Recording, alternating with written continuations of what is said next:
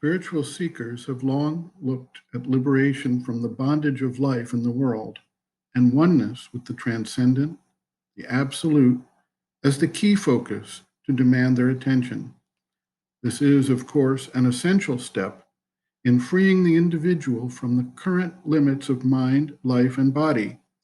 And yet, if it is treated as an exit rather than a necessary stage for the transformation of life, it leads away rather than towards the universal creation and its intention in manifestation.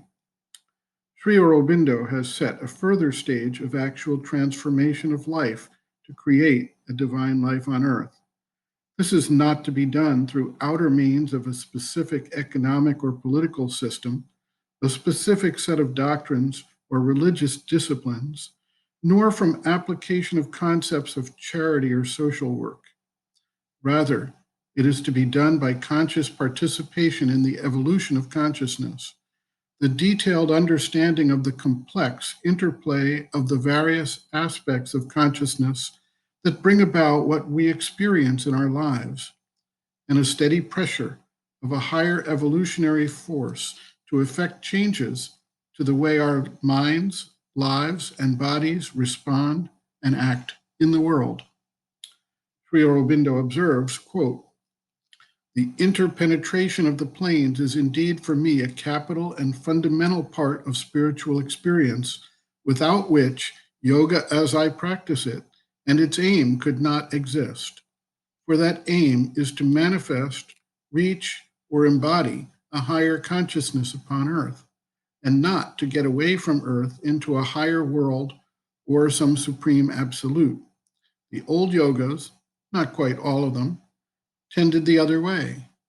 But that was, I think, because they found the earth as it is a rather impossible place for any spiritual being, and the resistance to change too obstinate to be borne.